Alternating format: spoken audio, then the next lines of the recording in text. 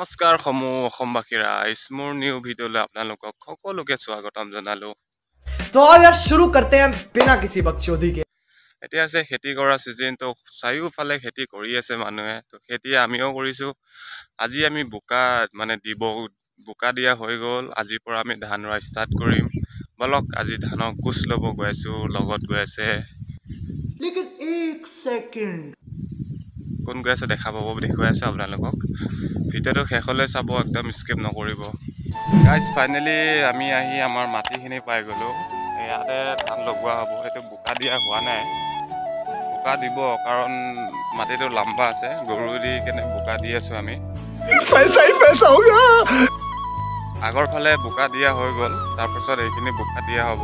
কাৰণ ৰোৱনী পাবলৈ বহুত আমাৰ ইফালে কঠিন, কাৰণ ৰোৱনী নাপায় চবৰে, যিহেতু ধান লগাই আছে। তো চব ৰোৱনী বুক কৰা হৈছে, আমাৰটোহে বাকী আছে। আজি সেইকাৰণে আমি আজিৰ পৰা ধান লগাম। সেই গতিকে আমি গোচ ল'বৰ কাৰণে আহিছোঁ। যিহেতু খেতি নকৰিলে আমি ভাত খাবলৈ নাপাম, তো সেই গতিকে খেতি কৰিবই লাগিব।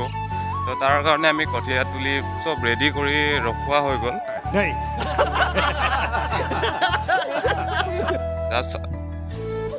ধান হাত গোচ ল'বৰ কাৰণে অহা বুলি কয়, সেই গোচ ল'বৰ কাৰণে আহিছোঁ।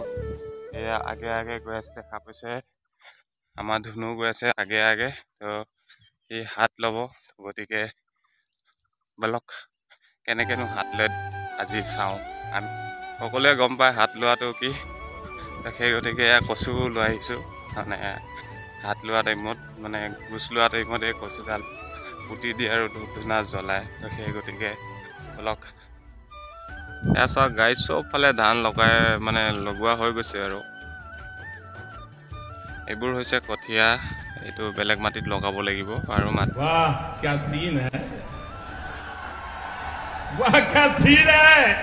মাটি যিহেতু আছে, তো সেই গতিকে কঠীয়াবোৰ পেলাই ৰখা হৈছে। আৰু আজি আমি এইকেইটা ডবলত বোকা দিয়া হৈ আছে, কঠীয়া চলাই থৈছোঁ। তো সেই গতিকে এইকেইটা ডবলতে আজি আমি ধান লগাম। যিহেতু ধান লগোৱা প্ৰথম দিনাখন আমাৰ ইফালে গোচ লোৱা হয়। আপোনালোকৰ সিফালে লয় নে নলয় কমেণ্ট কৰিব। শুনোৱে গোচ ল'বৰ কাৰণে আহিলে, লগতে কচু পুলি এটা লৈ অহা হৈছে, আৰু পাত আৰু বন্তি চাকি, লগত ধূপ ধূনা জ্বলোৱা হয় আৰু ফাৰ্ষ্ট দিনাৰ কাৰণে। সেই গতিকে আৰু ধান অলপ লগোৱা হয়। সেই গতিকে গোচ ল'ব আহিলোঁ আজি।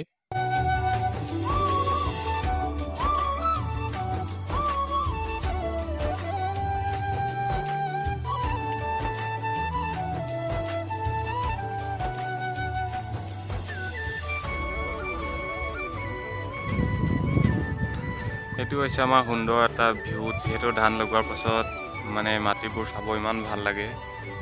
এয়া হৈছে আমাৰ পেহী ঘৰৰ মাটি, লগোৱা হৈ গ'ল, এতিয়া আমাৰহে বাকী।